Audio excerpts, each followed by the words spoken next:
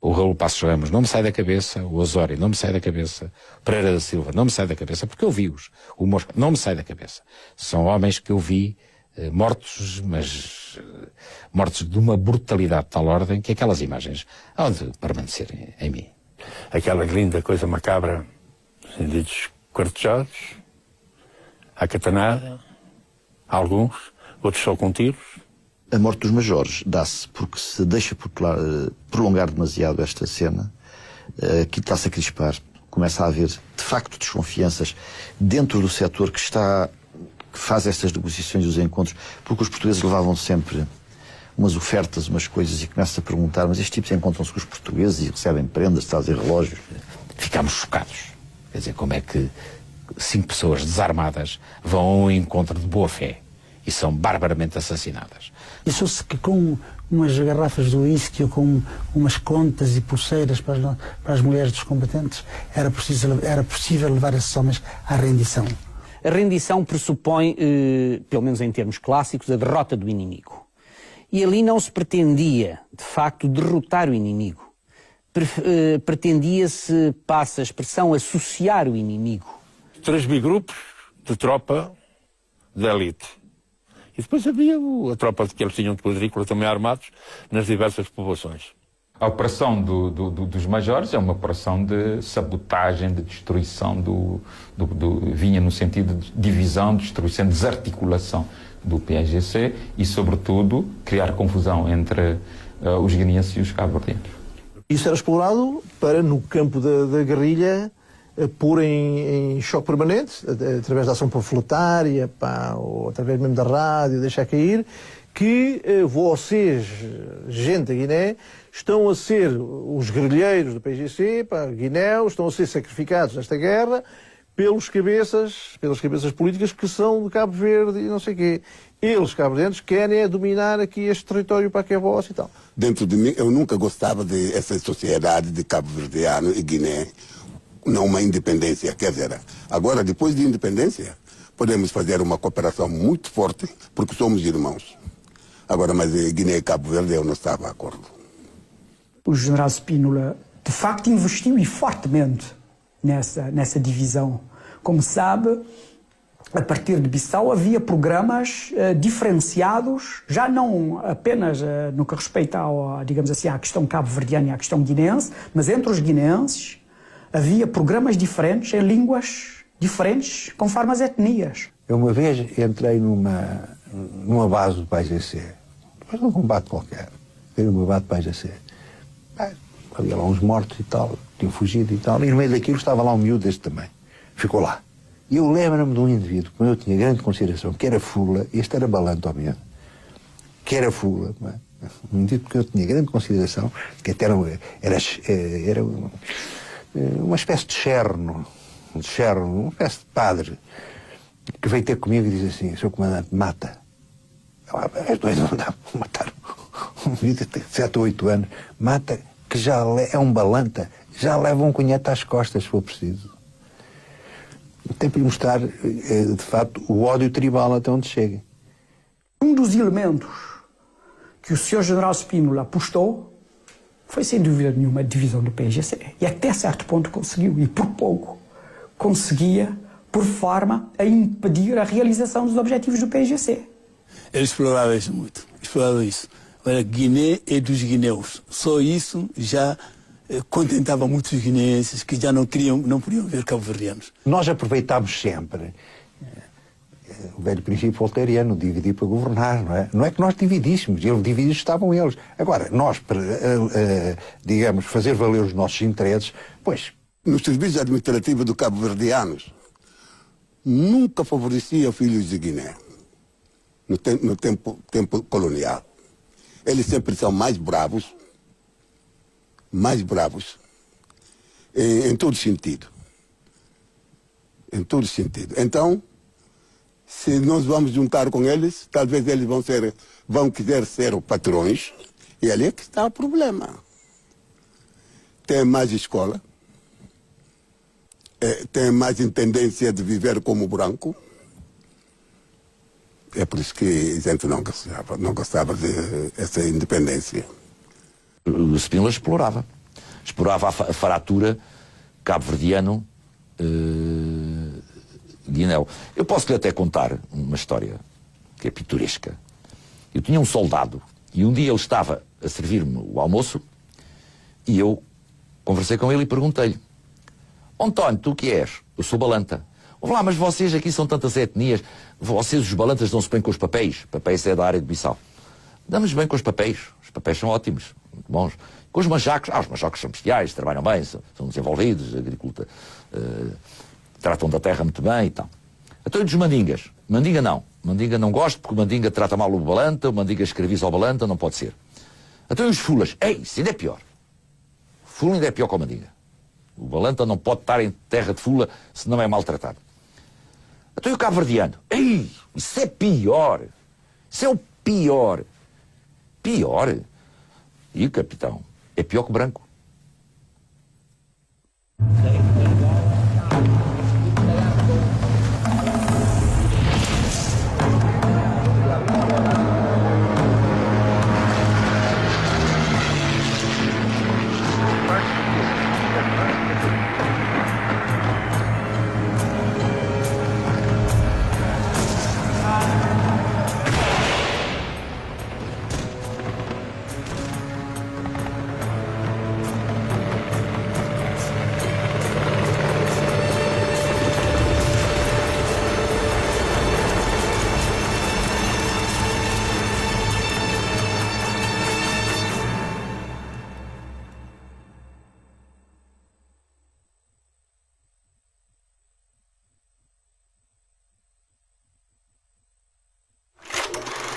A UNITA estabelece com os portugueses um acordo de não agressão.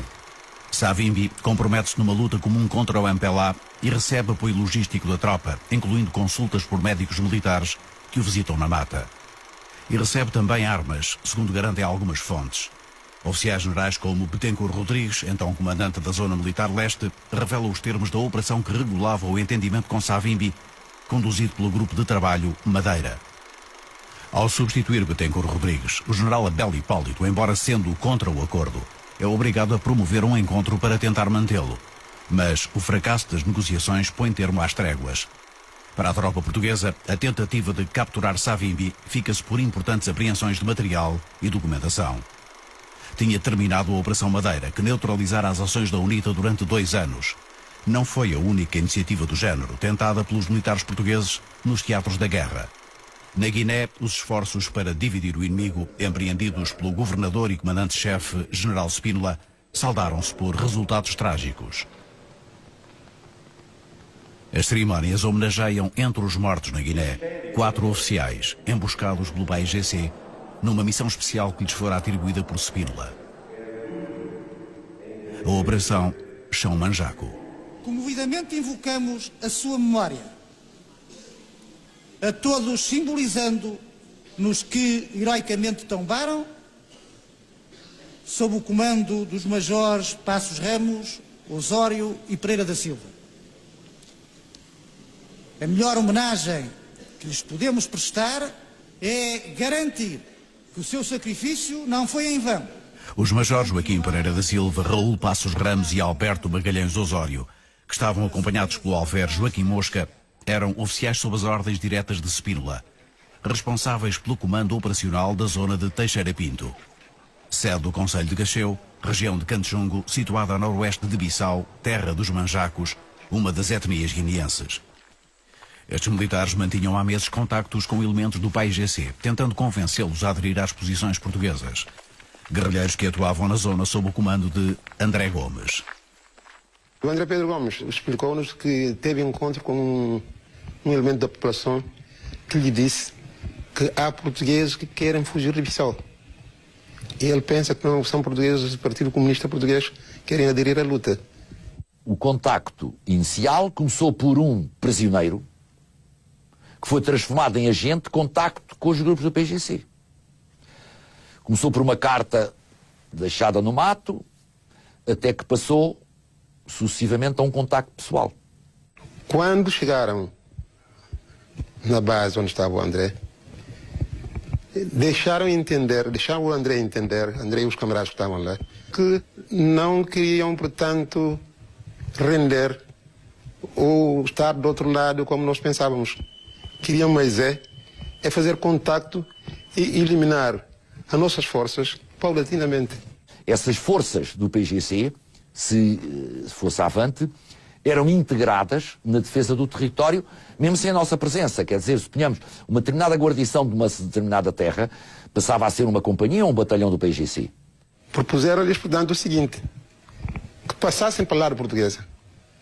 Seriam muito bem tratados com a mesma responsabilidade que têm no PGC e tomavam conta daquela área a dirigir e a fazer tudo o que era.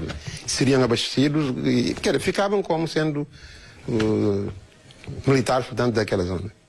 A ideia transmitida era que eles e nós devíamos defender a Guiné e não estarmos em guerra. O futuro logo seria cozinhado. Mas para já, o que era preciso era ambos defendermos a Guiné. Porque a Guiné estava sob outras pressões que não eram do seu interesse. Dos sucessivos encontros em diversas localidades do chão Manjaco, entre os oficiais portugueses e os guerrilheiros do PAIGC, ia gradualmente avançando a pacificação na zona. Havia-se uma situação que hoje chegávamos a determinados sítios, o Major Pereira da Silva dizia: podemos ir até tal sítio que não há guerra. Se a gente ultrapassava, estava sujeito a apanhar uns tiritos. No outro, passado uma semana, já podemos ir até tal sítio. A região de Canchum, que são dos Manjacos, não foi escolhida por acaso, foi escolhida porque é aquela onde havia maiores dificuldades, a região mais longe da fronteira, não? Como a barragem na Jangada Bula, João Landinho, onde tudo era minado. Então tentaram conquistar essa gente, oferecendo-lhes cargos da administração colonial, fazendo sair cabo-verdianos que estavam na Guiné. O Pereira da Silva foi a um pacaca, só ele, passar revista a 2 bigrupos, e chegou a chorar. Quando chegou a Teixeira Pinto, chegou a chorar. Porque, com esta coisa: se nós não fizermos a paz, temos a guerra perdida. Da maneira como eles estão armados, temos a guerra perdida se não fizermos a paz, e temos pouco tempo para a fazer. Quando eles começaram a suspeitar de que acreditavam nos majores, mas não acreditavam em Lisboa, os majores disseram: mas que aval querem vocês? Querem o General Spínola? Chega-se a palavra do General Spínola. E então o General Spínola deslocou-se desarmado com os majores a um dos encontros, onde contatou as forças do PGC e esclareceu-os do que se pretendia.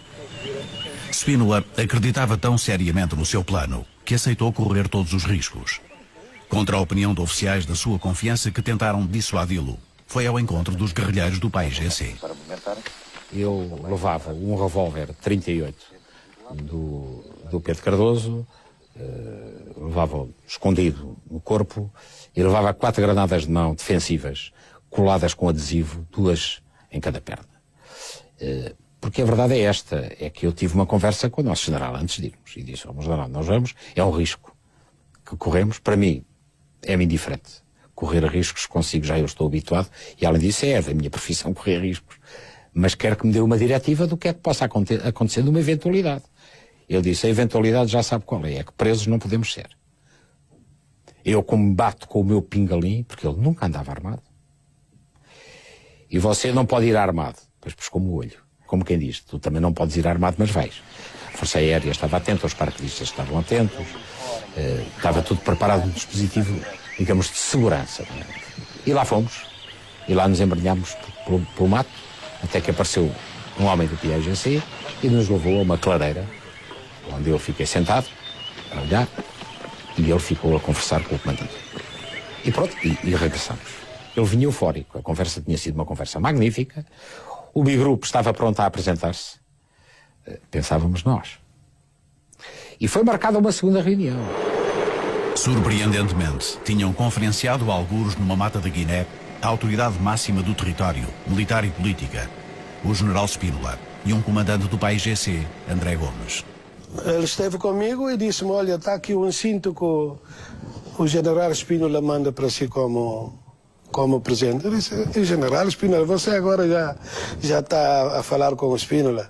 Disse: não, tivemos um contacto, não sei o que é. E perguntou-me de si. Disse, bom, então ele conhece-me. O Spínola conhece, toda a gente sabe que ele é macaco velho. Nós chamávamos de macaco velho. E depois começou-me a contar os primeiros contactos que eles tiveram com os majores por intermédio de outras pessoas da população. Os grupos armados suspenderam a sua ação.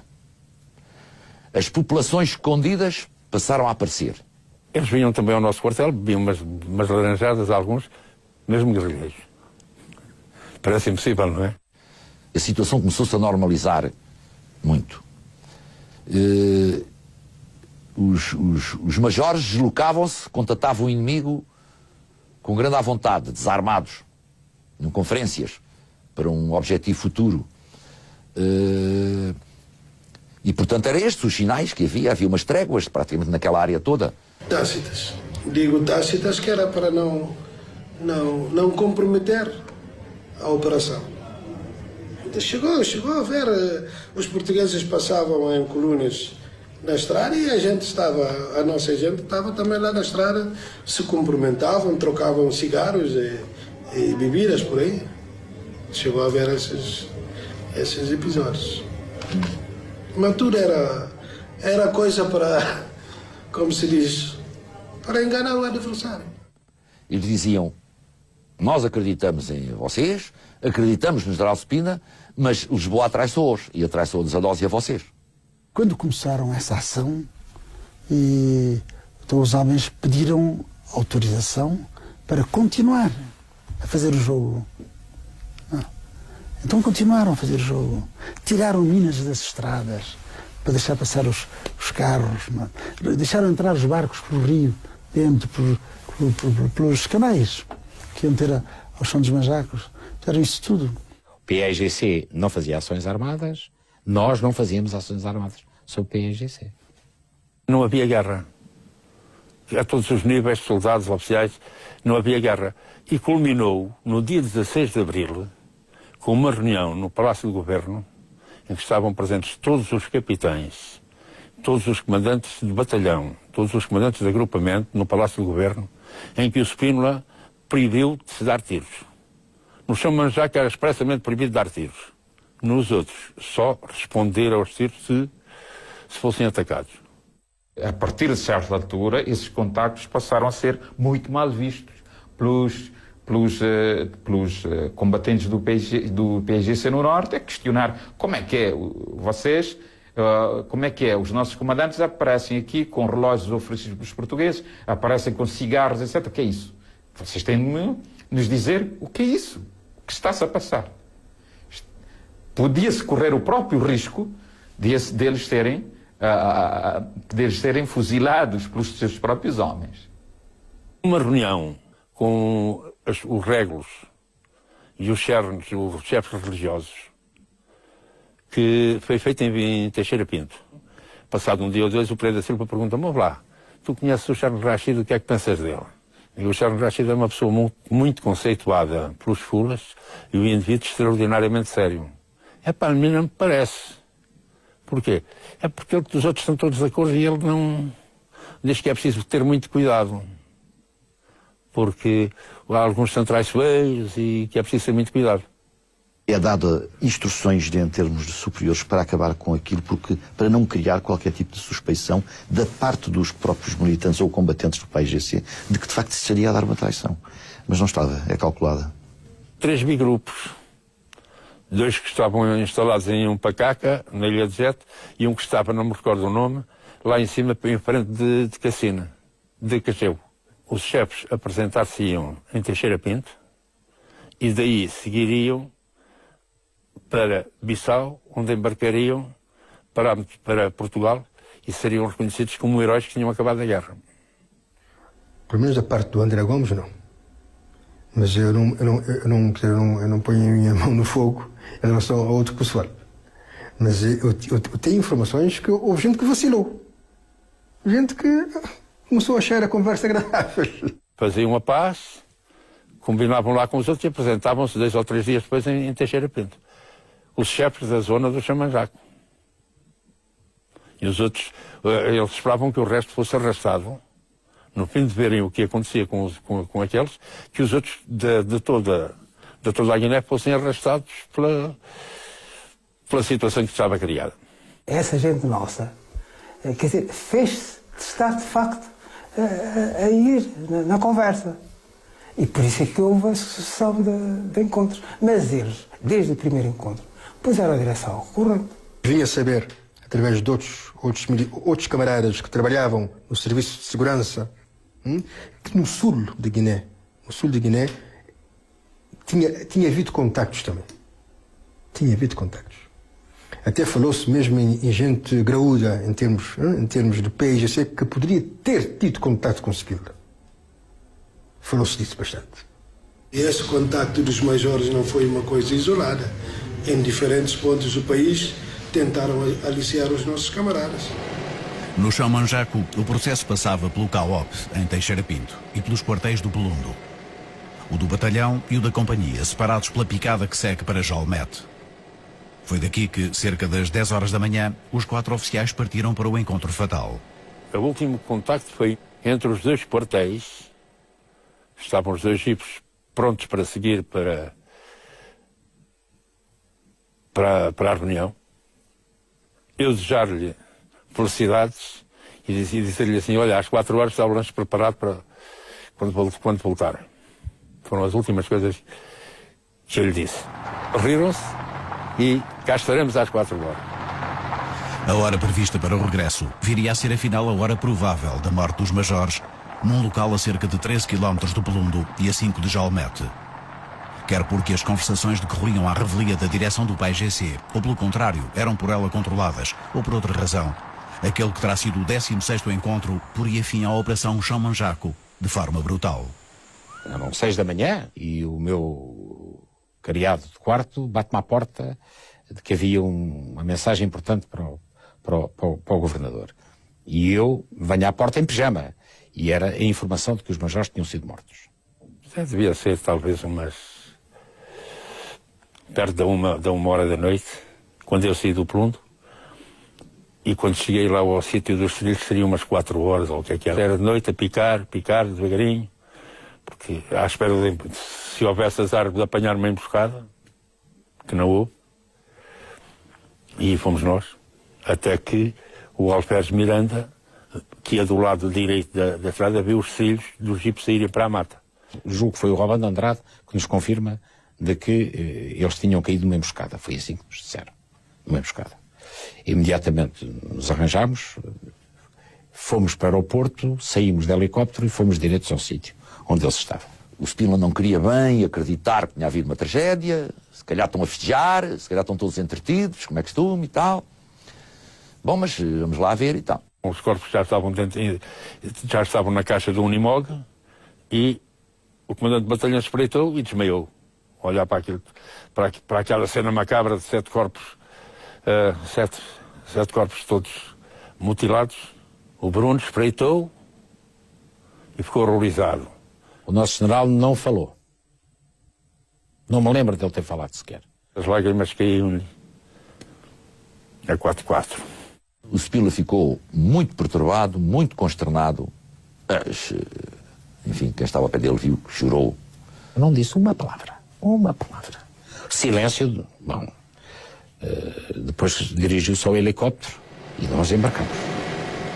A grande aposta de Spínola terminava com 7 mortos, 3 dos quais, da sua elite militar, encontrados numa mata, junto à picada entre as povoações de Pelundo e Jolmete. Conforme o relatório da ação de recolha, os 2 grupos de combate empenhados na missão encontraram primeiro os jipes e depois os corpos baleados e mutilados a golpes de katana e punhal, e espalhados no terreno, conforme o desenho feito então pelo comandante da operação. Os jipes têm os pneus furados. 3 indivíduos estão junto do jipe. Não fugiram. Só o outro é que se meteu debaixo do jipe, o Lameni. Os outros que estão no outro grupo poderão ter sido levados para lá para serem mortos. Também pode haver outra coisa. O Pereira da Silva estar com o Alferes e com o Lameni junto dos jipes e os outros estarem à sombra onde foram mortos. Dá a impressão que nem sequer se aperceberam de quem lá vinha. Nos relatórios militares internos, as referências à emboscada aparecem nos dias seguintes, breves e discretas. O episódio é referido como consequência da paz aparente que se vivia por todo o chão manjaco desde os princípios de fevereiro. Mortos em combate na região de Jalmete, assim ficaram registados os óbitos dos oficiais que durante meses criaram e exploraram uma rede de informações no seio do PAIGC, missão que valera a Passos Ramos e a Pereira da Silva louvores atribuídos meses antes por Spínola. Para o último encontro, os majores partiram otimistas e confiantes. É a opinião de alguns. Outros terão sentido os militares apreensivos na hora da viagem sem regresso. Passos Ramos tinha pedido à mulher um funeral ao som da Quinta Sinfonia de Beethoven e com cravos vermelhos. O Major Passos Ramos estava entusiasmado de que extraria determinadas conclusões desse encontro. O Pereira da Silva, esse ia eufórico e mais que eufórico. O Passos Ramos ia feliz. O Osório é que talvez fosse um bocadinho, não fosse tão convencido, mas também não dizia assim, eu não vou porque vai haver perigo. O ânimo com que partiram para o encontro, a forma como morreram nele, são mistérios que permanecem. O elemento do PAIGC que teria assistido ao massacre e que foi depois capturado pela tropa e interrogado pela DGS, contou que o grupo foi atacado assim que chegou ao ponto de encontro. Eles nem sequer sendo no Jeep só um dos elementos atingido, um dos majores, que eu não digo não por razões óbvias, que saiu do Jeep ainda com vida, os outros ficaram em cima do Jeep mortos. Esta é a referência do Holden, ainda a mim, foi o indivíduo que relatou isto, e que um dos majores que ainda foi até à berma, e na berma ainda apresentava sinais de vida, e o indivíduo tirou-lhe o punhalzinho, que era a única arma que eles levavam todos, era um punhal que ele tinha na coisa, ele tirou o punhal e que o apunhalou. Apunhalou, na posição. Eu julgo que o Passos Ramos levaria uma pistolazita dessas 6,35, uma coisa desse ano, mas isso não é arma de guerra, nem pode fazer frente a ninguém, no fim. Mas também não afirmo que ele a levasse, hein? É possível que a tenha levado, mas não afirmo que eu não a vi. Por mais desarmado que estivesse, eu não sei se estavam desarmados, podiam estar, mas como é que explica que se vá propor um movimento da libertação, a deserção? Como é que se vai propor a deserção dos combatentes do PAIGC, que isso não seria nenhuma atitude, nenhuma atitude sincera, nem nenhuma atitude séria. Era um autêntico de respeito às pessoas. É comprar as pessoas. Portanto, aí não havia compra. Foi uma verdadeira carnificina. Porque aí, de facto, eles iam mesmo desarmados. Totalmente desarmados. Eu vim a saber que estavam desarmados depois. Mas o André diz-me que, de facto, não era essa a intenção dele. Que até em Cruz, coisas que acontecessem em Creba. Coisas que não aconteceram como eu queria. Eles parece-me, como disse o André, estavam a tentar fazer prisioneiro esses. E eles resistiram. Foi o que ele me explicou, mas eu não estava. Né? Eles nem tiveram tempo de resistir e nós nunca pensámos prendê-los. Contrapõe um guerrilheiro que participou na emboscada, entrevistado em 1995 pela jornalista Felícia Cabrita. Júlio Biagué conta que matou o Major Passos Ramos após ele ter saído do Jeep e lhe ter perguntado por André Gomes, ao que ele respondeu, está doente, e disparou. Acrescenta que Passos Ramos foi o primeiro a descer do Jeep e que atrás vinha o Major Osório, que tentou fugir tal como o Alferes Mosca, sendo ambos mortos de imediato, assim como Pereira da Silva.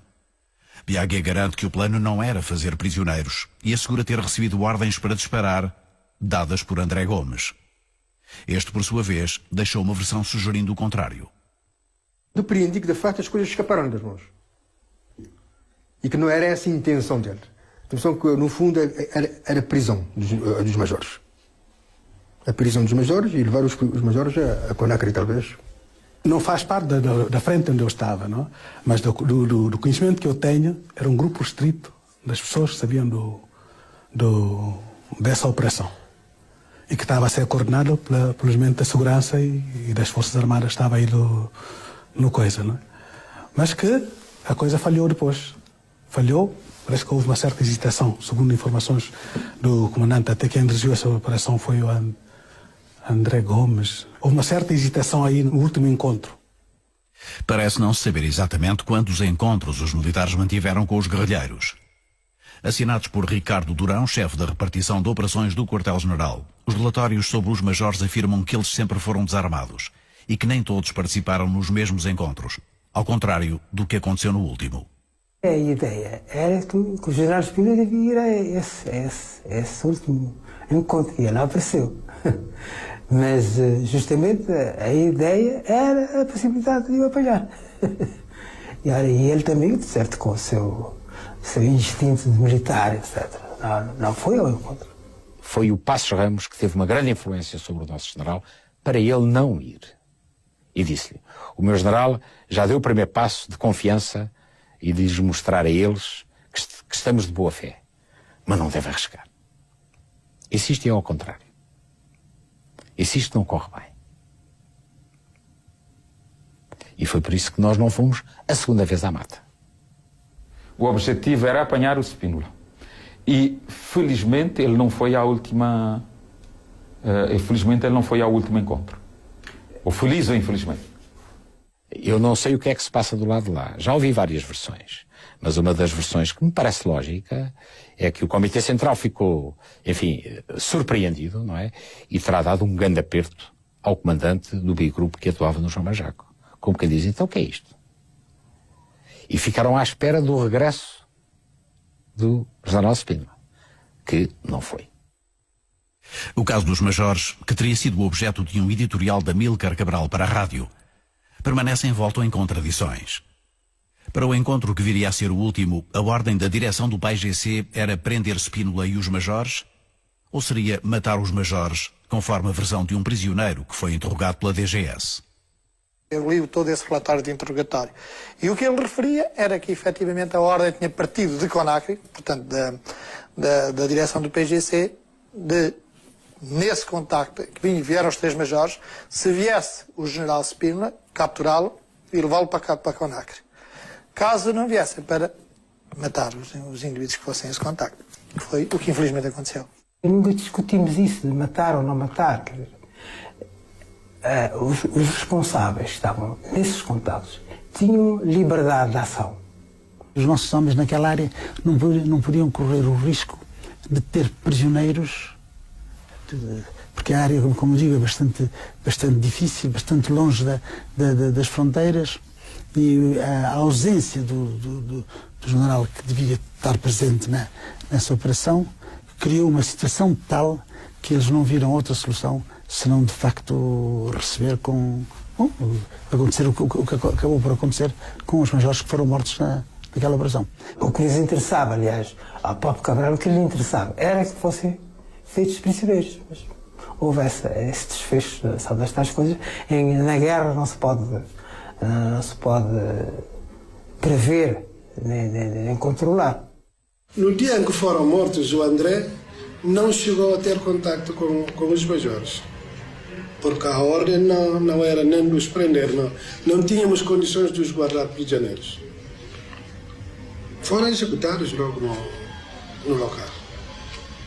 E as instruções da direção do partido era executá-los mesmo.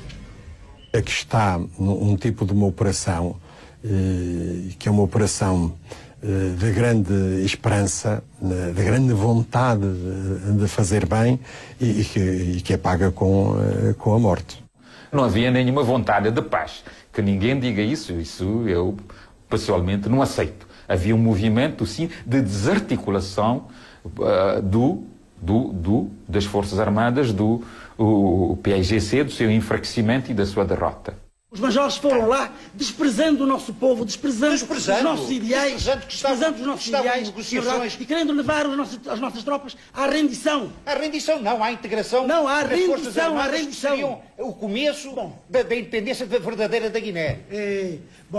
Eu acho que os homens que lá estavam, que tinham a responsabilidade da luta, acharam que não havia outra solução. Porque não havia outra solução.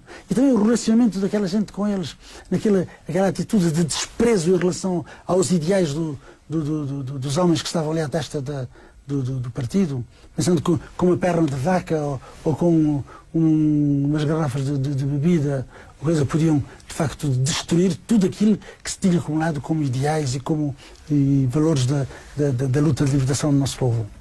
O objetivo era justamente cindir o partido e, consequentemente, destruir a nossa luta. De maneira que, aliás, Cabral tomou isso em mãos e seguiu, mais ou menos, de perto este assunto. Era uma operação inaceitável. Porque, para nós, só se quem quisesse discutir com o PIGC tinha que discutir com a sua direção. Por isso é que dizemos que a discutir seria com o governo português. Cindir o partido, dividir o partido. Como é que ia dizer? Empolar, digamos, toda essa questão de cabo-verdianos e guineenses, etc. E separar isso. Uma certa tentativa de fracionar o próprio PAIGC através da sua diferença étnica entre mestiços, cabo-verdianos e guineus. Ou guineus mestiços, porque há guineus mestiços, não é? Houve aí uma manobra, isso houve.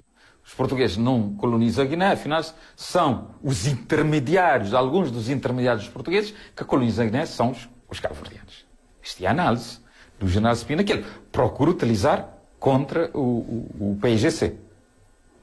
E uma das vias para lá chegar, essa solução que ele pretende, é a penetração e infiltração do PIGC. E, sobretudo, é nesse quadro que se insere a ação através dos majores. Os majores foram deslocados para Bissau, onde seguiu o aspecto funerário, o processo funerário seguiu normalmente, e o Spínola ficou altamente perturbado e consternado e emocionado com o acontecimento. Reuniu-se ao quartel-general e pôs o problema, e agora? E agora as opiniões dividiram-se. Houve quem preconizasse imediatamente, também emocionado, que era preciso pôr aquilo a ferro e fogo, que era preciso vingança rápida, e houve também quem dissesse que não podia ser assim. Não houve nenhuma ação de retaliação. Bom, e sobre as populações, isso nem pensar. Nem pensar. Terá havido um ou outro incidente, mas severamente punido pelo nosso general. O general optou por essa maneira de proceder, não entrar em retaliação. Retaliação houve, mas foi da parte do PIGC, na região e nas populações, para não perder a face. Estou a ver o gabinete, e o nosso general está do lado lá da secretária, nós estamos todos em sentido, não é? Olhar para ele, e recordo-me perfeitamente dele ter dito: acabámos de sofrer uma perda enorme, mas os senhores oficiais não se esqueçam, quando daqui saírem, de que a política por uma Guiné melhor se mantém inalterável. Podem sair. Manteve-se, mas na verdade não voltaria a ser a mesma após o fracasso da Operação dos Majores, que fazia parte dela. Por uma Guiné melhor, a política de ação psicossocial de Spínola apoiava-se na exploração de clivagens entre guineenses e cabo-verdianos, que Amílcar Cabral envolvera numa luta comum. Primeiro objetivo, conquistar as populações para a causa portuguesa. Uma Guiné melhor e o chão é para os guineus. As duas frases. O chão é dos guineus. Era, digamos, já uma fratura entre o guinéu e o cabo-verdiano, porque o PGC, os soldados eram guineenses, as patentes mais baixas eram guineenses, mas as patentes mais altas e politicamente superiores eram cabo-verdianas. O Liceu Giliano de Cabo Verde foi aberto, foi fundado, foi criado em 1817. E Guiné teve liceu em 1959. Está a ver a diferença? Portanto, tinha liceu, tinha que ter maiores instituições. Havia um determinado complexo e um certo aproveitamento, realmente, do facto dos cabo-verdianos terem estudado mais, não é? Para ser um administrador de posto, um administrador de um conselho administrativo de uma circunscrição, tinha que ter habilitações, tinha que ter o mínimo o primeiro ciclo inicial. E Guiné só tinha a 4ª classe, então o cabo-verdiano ia para lá. O guinense via aquilo como maus olhos, né? Cabo-Verdiano vem cá mandar e tal. Mas eles não se lembram de que não tinham escola, não sabiam. Cabo-Verdiano não tinha culpa. O problema bastante agudizou-se quando Spínola começou a aproveitar essa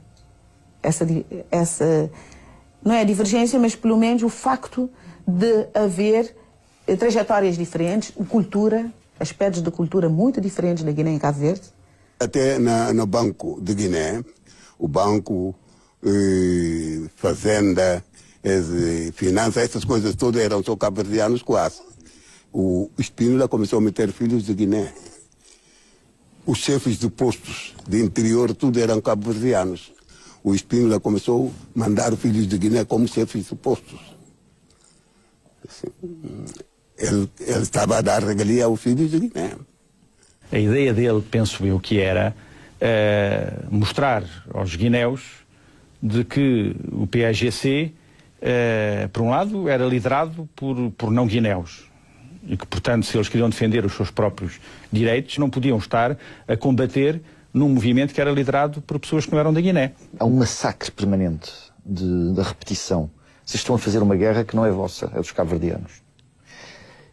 Quem está no mato, tirando algumas exceções, cabo-verdianos que estavam na guerra também no mato, mas eram poucos, claro, são os homens guineenses, e principalmente os balantas, que andam há 7, 8 anos a viver muito pior do que nós que estávamos, apesar de tudo, fora das fronteiras. Em Conakry sentia-se esse ambiente pesado em relação ao cabo-verdiano, claramente. E foi a arma utilizada de maneira que eu vim a saber depois, que mesmo em Bissau, cabo-verdianos estavam lá, inclusive um primo irmão que era funcionário do banco lá, disse-me que houve problemas enormes. Spínola criou um ambiente cabo-verdiano em Bissau terrível. Quando queria, explorava mais a ideia de que Amílcar Cabral era cabo-verdiano e que ele é que estaria realmente a emperrar a independência da Guiné-Bissau para que ele pudesse ter a independência de Cabo Verde. Houve mesmo alguma gente que me chegou a dizer que nós é que prolongamos a guerra. A guerra por isso é resolvida mais cedo. Mas isso tudo como resultado, talvez, de um trabalho sistemático da parte do general Spínola, da sua gente. Spínola aplica um conceito algo inovador no quadro da luta antissubversiva portuguesa. No ideal da Guiné melhor que estamos construindo. Estabelece o primado do político sobre o militar, convencido de que a solução do conflito não estaria na força das armas. Às ações militares, acrescenta medidas socioeconómicas. O dispositivo começa-se, digamos, a ser feito tendo em vista ações ofensivas, desarticular o PAGC, obrigar o PAGC a encolher as mãos, e ao mesmo tempo as populações começam a receber o chamado tratamento de choque, que é os centros de saúde começam a funcionar, as escolas são uma realidade, as estradas são uma realidade, a água é uma realidade. A Guiné, eu digo-lhe, a Guiné em 1970, no contexto, enfim, da Guiné daquela época, era um verdadeiro paraíso. A Amílcar diz assim, nas coisas do propaganda do PAGC, que graças à ação do PAGC é que está-se a fazer isso agora. E por que não se fez isso antes? Fazer as estradas, fazer essa política de Guiné melhor, fazer essa coisa de chão de manjacos, criar infraestruturas, casas, etc. Por que não fez isso antes? O Spínola torna-se um paladino para a democracia. E na Guiné, através, sobretudo, da minha repartição, vai organizar coisas giras, que têm em vista, têm por objetivo, atrair cada vez mais as populações e os chefes dessas populações para a política da Guiné melhor. Isto é, aumentar o progresso da Guiné, demonstrar o progresso da Guiné, demonstrar que com aquela política seguida por Spínola, a Guiné vai ser um país melhor, não precisa de estar em guerra. Isto de forma a tentar separar as populações dos guerrilheiros. Procurou, de facto, mostrar o outro lado da guerra, quer dizer, aquilo que o PAGC está a prometer-vos e que vocês, de facto, não estavam habituados a ter, nós podemos dar e talvez até mais e melhor. E era fácil demonstrar isso com os meios. que era possível pôr à disposição do general Spínola. Os guerrilheiros não vão conseguir fazer nada. Os guerrilheiros só querem a guerra. Mas eu, Spínola, como governador-geral, estou a dar-vos a vocês cada vez mais benefícios. E estou a melhorar a Guiné.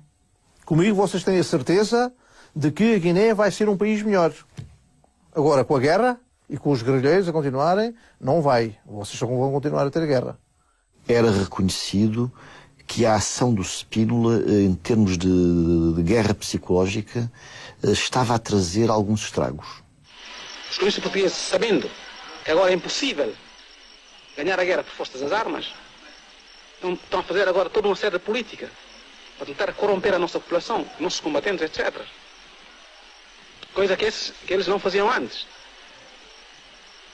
Mas tudo isso está de um trabalho político bem organizado do nosso partido, em todos os anos.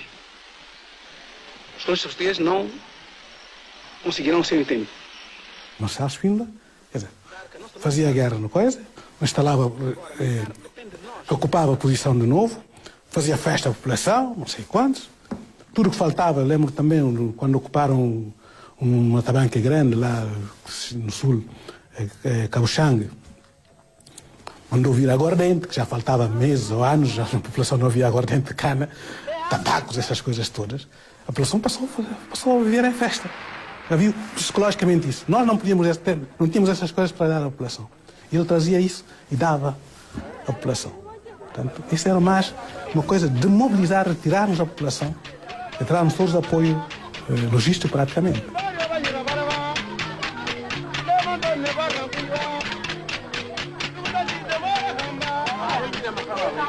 Normalmente levamos sempre um intérprete visível e um ou dois não visíveis para estar a controlar o que o intérprete dizia. Da ordem. Se é crioulo, pode ser tanto a dizer, ou está a repetir o que eu digo. Chegava numa tabanca, descia lá com tambores de aguardente, tambores e tal, e construía até casas, fazia aldeias também para mostrar a gente que era preciso continuar e tal. Ele utilizava esta maneira, portanto, de tentar convencer as pessoas. Après ma façon de commander, il s'agit d'une toute simple visite de routine, une visite de contact avec mes soldats et les populations. Penso que foi ao Silvino da Luz dizer em público que se aquilo se tem prolongado mais uns tempos, a ação estava a ser desgastante. Portanto, havia essa consciência. Até a minha mãe, quando me encontrei com ela a primeira vez, depois de 19 anos, perguntei por ela assim, como é que você estava em Bissau? Estamos bem, o Marcelo está bem. O general na altura, não está, estamos bem, não sei. Trata-te bem. Ela andava à minha procura para me matar e está bem. Eu não sei, a mim trata-me bem. Os nossos camaradas também foram consultar o oráculo, o de Cobiana, o Irã de Cobiana, né? E perguntaram-lhe todas essas manobras do governador colonial e tudo isso que ele vem fazendo e tal, o que é que isso poderá ter como influência nas nossas populações, do nosso lado, nos nossos combatentes, nas populações? E sentíamos que alguma gente, espinhos, mas a maior parte considerava, bom, nós estamos com a guerrilha, mas vamos ir tirando o máximo proveito do que o Spínola quer dar. É isso. O Spínola era enganado. Tinha muitas ilusões quanto ao resultado da sua política.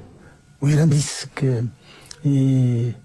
o general estava fazendo a sua casa, que estava ficando muito bonita, e a casa estava crescendo cada vez mais, mas que ele não sabia que o PSGC era como as térmitas que estavam a roer a casa por baixo. E que no dia em que ele estivesse convencido que a casa já estava quase pronta, que a casa ruía completamente. Nessa época, estou a falar fundamentalmente no ano 70, se houvesse um referendo isento em relação à população, se queriam ficar com os portugueses ou ficar com o PIGC, eu estou convencido que os portugueses ganhavam, porque era muito mais visível para a população o benefício que estavam a ter com a nossa presença do que o benefício que lhe dava o PIGC. tudo isso teve os seus efeitos, quer dizer, provocou dificuldades porque grande parte da população que estava nas zonas ocupadas pelo PAIGC deslocaram-se para essas outras zonas, onde havia, digamos, abundância de artigos de primeira necessidade, outro modo de vida, etc. E que, por nada dúvida nenhuma, que a vida no mato é caçada. E ele tirou partido de tudo isso. Com essa Guiné Melhor, quem entregar a sua arma pagavam 50 mil. E quem desertasse seria bem recebido e bem tratado. Bom, todos queriam vir experimentar. E houve desertores mesmo. Começou-se a fugir pessoas já da zona libertada para vir para a zona ocupada. Sabendo que chegando aí não vai ser preso, ele vai ser bem recebido, não sei o quê. E aqueles que foram presos, dar entrevista aí na rádio. Havia uma difusão rádio no chamado PLN, Programa de Línguas Nativas, em que, em línguas nativas, em Mandinga, ou em Manjaco, ou em Balanta, eram feitas emissões contínuas, através da emissora oficial, mas com produção nossa, da Repacap, Secção de Radiodifusão e Imprensa, dirigido aos guerrilheiros que viviam ou no interior, eventualmente, ou nos países limítrofes. Se a ofensiva psicossocial de Spínola se dirigia aos guineenses em geral, a começar no relacionamento com as populações, a prioridade foi para as áreas que encontrou menos afetas ou mais adversas ao PAIGC, e onde predominava a influência portuguesa. Desde logo, a região do povo manjaco, onde Spínola levou a sua política ao limite através da atuação dos majores, e depois o chão da etnia fula. Isso foi uma falha do PAIGC logo no início, que desprezou a parte de, como é que chama, os fulas, que depois tentou mais tarde a pôr forças, e que essas forças já chegaram mais para fazer a guerra. E se tivesse feito logo no início, como fez noutras áreas, com outras comunidades, com outros grupos étnicos, ter gente lá para mobilizar, sensibilizar, organizar, etc., a coisa seria diferente. Havia um certo estímulo, um certo namoro, um certo pescador aos higienizados. Porquê? Porque esses eram os fulas e porque esses todos estavam para o nosso lado. Eram eles que nos garantiam o equilíbrio em muitos sítios.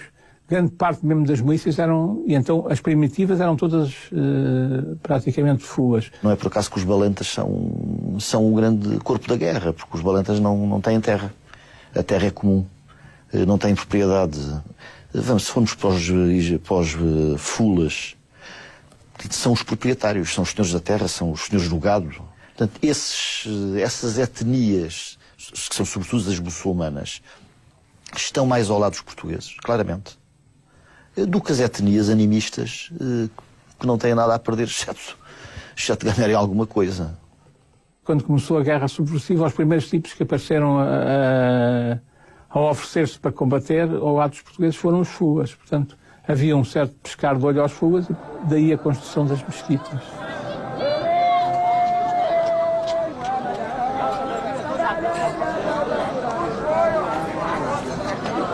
Nós somos muçulmanos, somos portugueses. Nós estamos muito satisfeitos com governadores e com militares. Agradecemos muito. E Nossa Vossa Excelência, tiramos muçulmanos para ir ao Meca, na Costa de Estado, nós ficamos muito satisfeitos. Mandinga e fulas e pretos da Guiné, africanos da Guiné, mãe e pai europeu de Portugal. O apoio das autoridades aos povos guineenses islamizados passava pelo favorecimento das condições de culto, e nomeadamente pela oferta de viagens aéreas a Meca para chefes religiosos em peregrinação.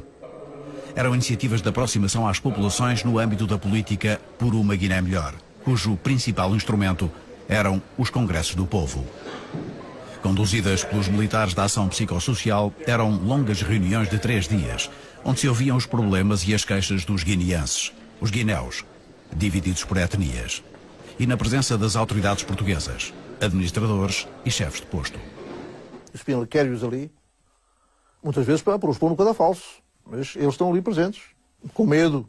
Antes de chegar do Spínola, havia uma certa injustiça por parte das autoridades que foram os primeiros, né, antes do Spínola. Por quê? Havia problemas em que uma pessoa, um administrador, ou um administrador de posto, um administrador de uma circunscrição ou conselho, fazia justiça da sua maneira. Dava bofetadas, pontapés a um nacional, etc., a um guinense. Nunca tinha razão perante um indivíduo que era considerado civilizado, etc. E Spínola, quando chegou, acabou isso, virou isso. É isso que fez com que guineenses ficaram cativados com o Spínola, porque ele começou a fazer justiça. Administrador, pá, em relação ao qual sejam apresentadas queixas por parte da população, é corrido atrás. Salta para imediatamente, à semelhança do que ele faz na parte militar com os tenentes correios, não é? Com os comandantes de batalhão. Aquilo que é possível executar rapidamente em relação aos pedidos da população é tão rapidamente como possível para executado. Ficando a minha repartição encarregada de rapidamente montar ou o chafariz, o fontanário, não sei o quê, para fazer mais um aldeamento, parte de chapas de 5, não sei o quê. Os congressos do povo eram nas zonas já convencidas. E depois, quando, claro, chega o aparato militar e se instala numa tabanca e vai fazer um congresso onde vai falar o Spínola, e mesmo que seja a população que não pode mostrar animosidade porque está ali a tropa, não quer dizer que assim que vira costas não diga que está pronto, já falou e está tudo bem na mesma. Nós tínhamos notícias, tínhamos quem trazia e quem levava, da preocupação da direção do PIGC com o êxito dos congressos do povo. Porque deu um grau de confiança muito grande no general Spínola. Mas o governador pergunta-nos, promete e faz. Isto tem um peso e era verdade. Nos meios urbanos, como nas zonas rurais, estas reuniões eram a outra maneira de Spínola fazer a guerra. Nos contactos com as tabancas em geral e nos congressos do povo em especial, as autoridades portuguesas procuravam garantir a adesão das populações e dos seus chefes, usando a arma das palavras e dos benefícios sociais concretos. Em resposta nas suas ações de mobilização, o PAIGC era obrigado a competir neste combate e não confiar apenas nas motivações políticas da sua luta. Viva partido! Viva! Viva Cabral! Viva! Toda a coação psicológica desencarregada dele, né? Não teve de fazer face a isso, né? Nós tínhamos que ouvir para depois desmontar, tudo desmontar, todos aqueles programas. O amigo tinha uma frase, identificava bem o Spínola, que era uma política do sorriso e do sangue.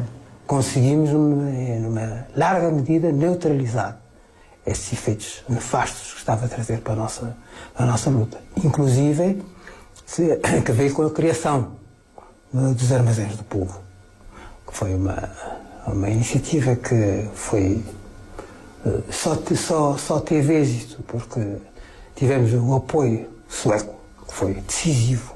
Permitiu abastecer as populações, porque normalmente as populações produziam, dava-se atenção à produção, mas era preciso depois que essa produção circulasse. E criaram-se centros de troca, não? E então, esses produtos permitiam absorver essa produção e ter, oferecer em troca produtos de boa qualidade. A Suécia queria dar uma ajuda humanitária e não militar. E avançou, de facto, nesse capítulo. Foi extremamente importante porque, nessa altura, a população que dava assistência aos guerrilheiros já não sofria as privações que sofria antes, porque tinha tudo. Assim como a população que estava com os colonialistas tinham os estabelecimentos comerciais, etc., com as coisas essenciais, também nós tínhamos.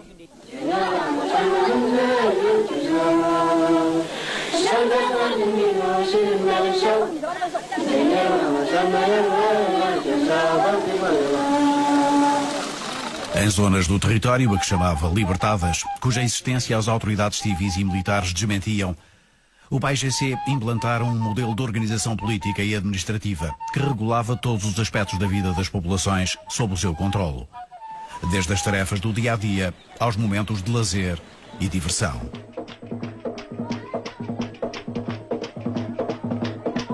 As zonas libertadas existem, por exemplo, na região de Morense. Na região de Morense, todas as vezes que qualquer unidade portuguesa saísse do quartel para fora, havia pancada, havia pancadaria. E, enquanto nós vivíamos lá. A Força Aérea ia a todas as zonas.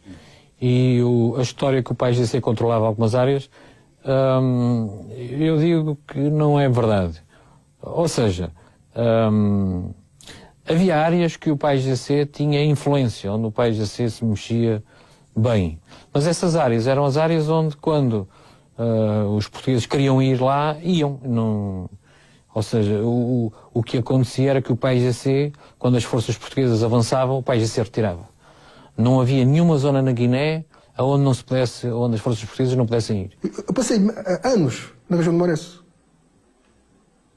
Em áreas em que eu andava à vontade. Desde a região de Nhacra, Moresso. Agora, havia os quartéis, mais ou menos, que nos circulavam, que era Orossato, não sei para lá, aqueles quartéis. Mansabá, Orossato, Farim, que nos colocava dentro de um anel de quartéis, mas nós movimentávamos à vontade lá. E não tínhamos assim tanta pressão do exército português, somente em desembarques pontuais, de helicópteros, bombardeamento. Isso havia sempre.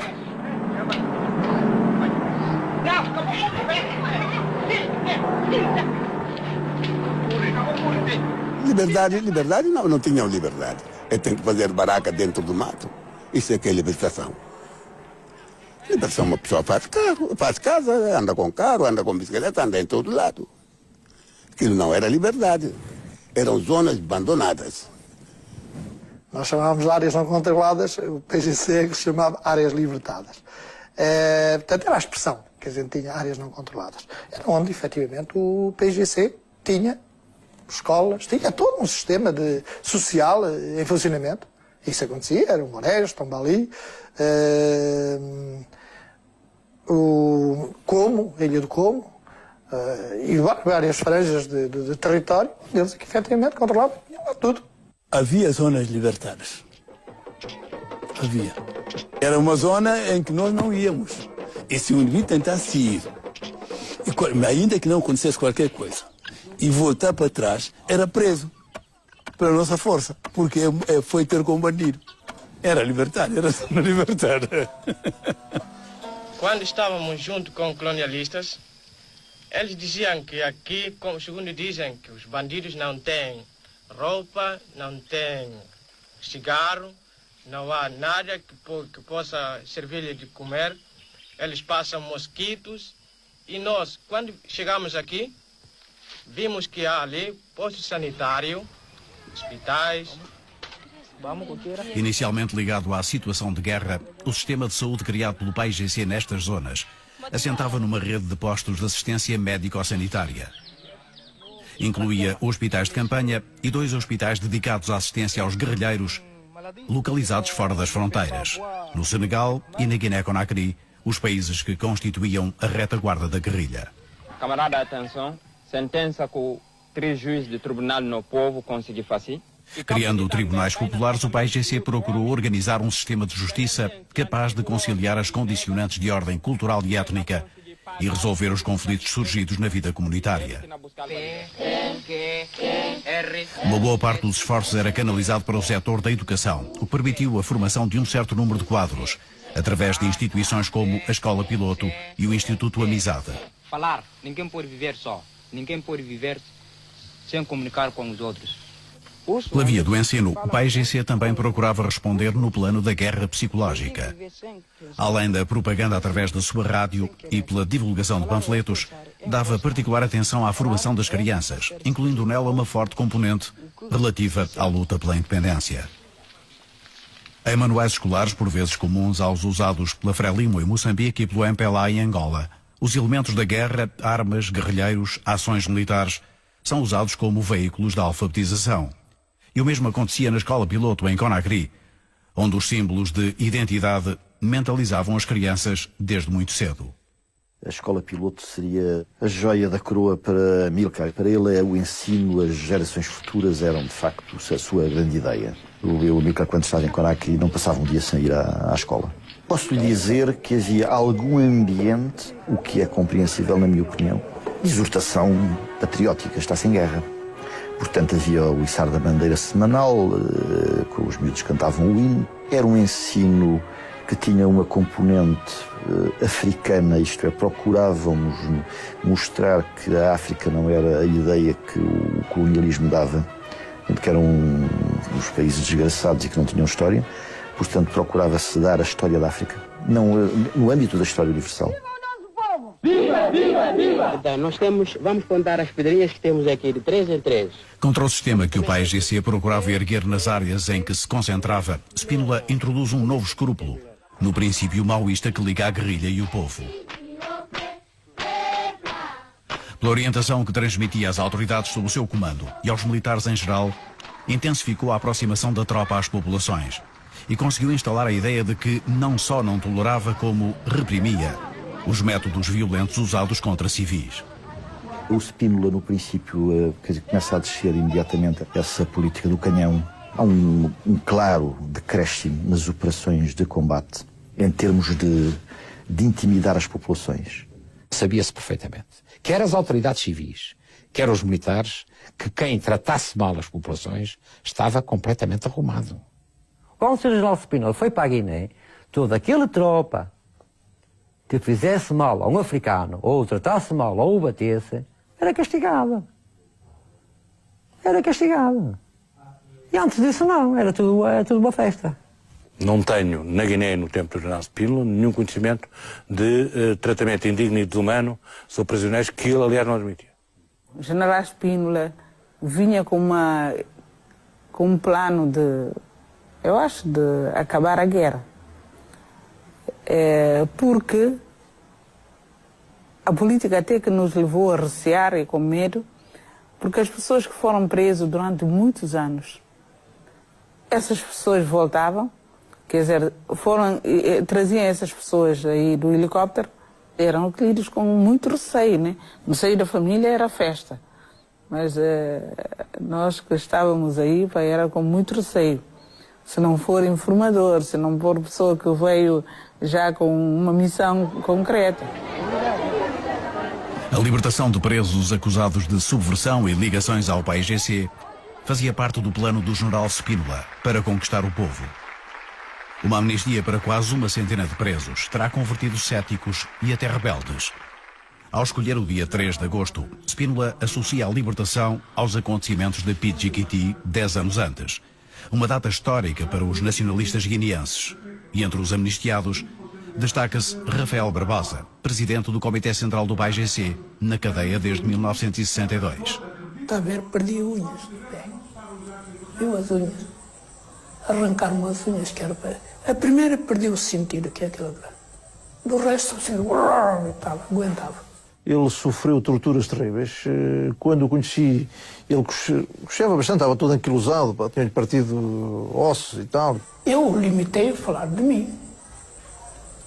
Sim, senhor. Então o Amílcar, quem é que mobilizou? O Amílcar não mobilizou. O seu contato com o Amílcar Cabral no campo de futebol. Ficou assim, não disse nada do Amílcar Cabral. Não chamei ninguém. Está no meu processo. Era bom que alguém tentasse ver no arquivo se dei qualquer informação com isso. Nunca. Eu fiquei na prisão. Estive lá tanto tempo. Mas eu aguentei 10 anos de prisão. Apesar do longo cativeiro pela causa da independência, Rafael Barbosa cai em desgraça no PAIGC quando elogia Spínola e exalta Portugal ao ser libertado. Desisti de receber qualquer ajuda do Spínola. No entanto, eu fui julgado a incriminar-me que fiz um discurso a favor do Portugal, por ter dito viva Portugal. Quando fiz o discurso paz no segundo, perdi o sentido.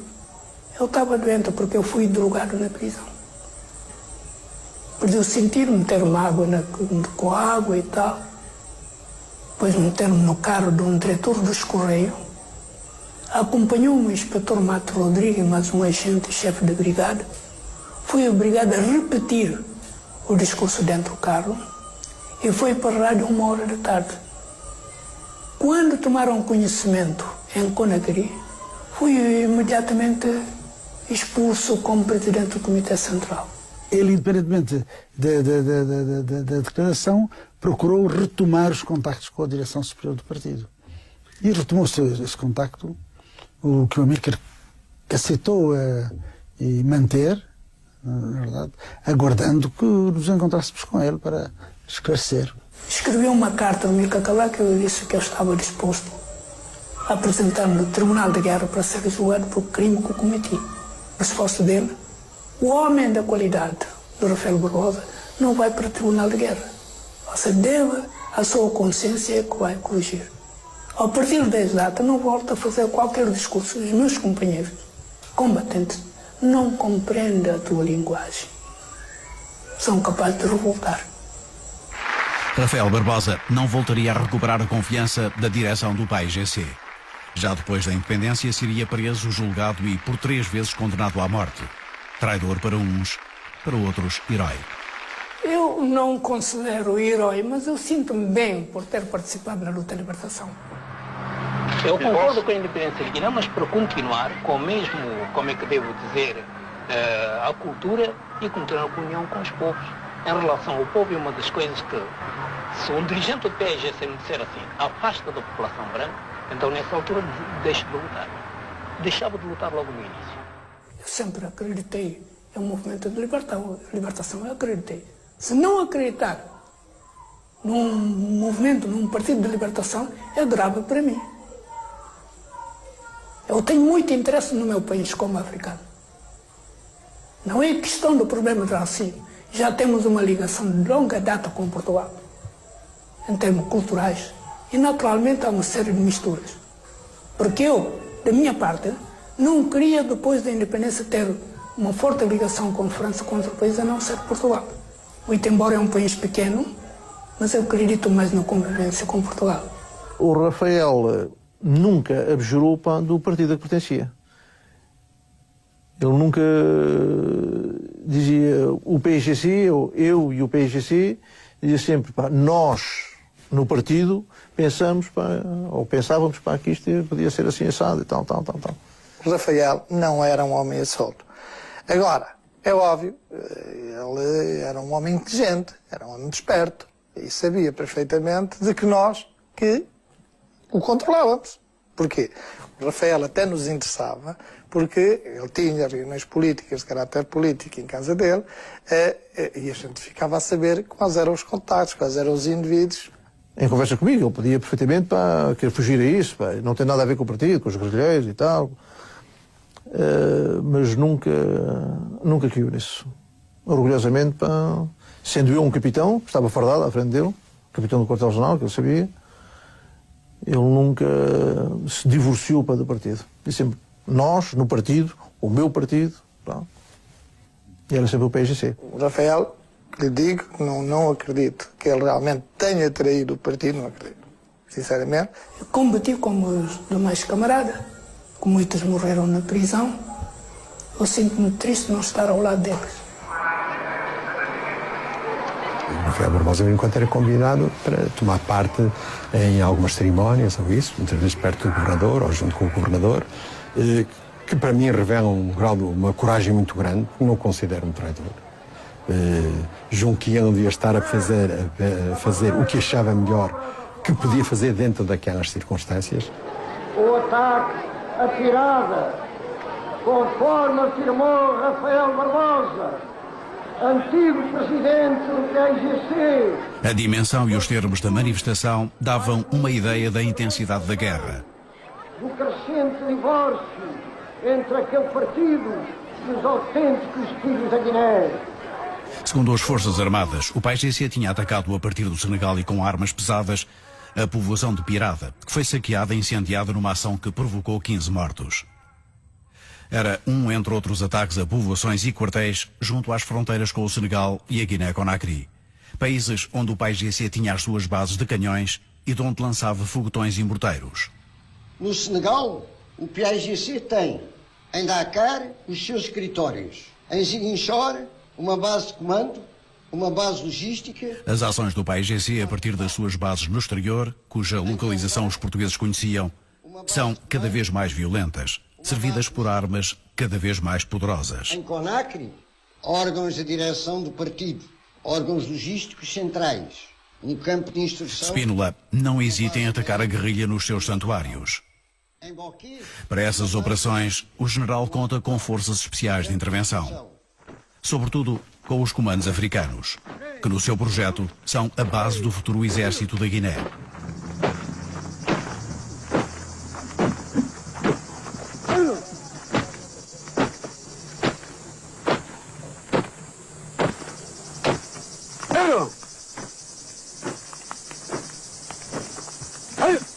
Três, dois,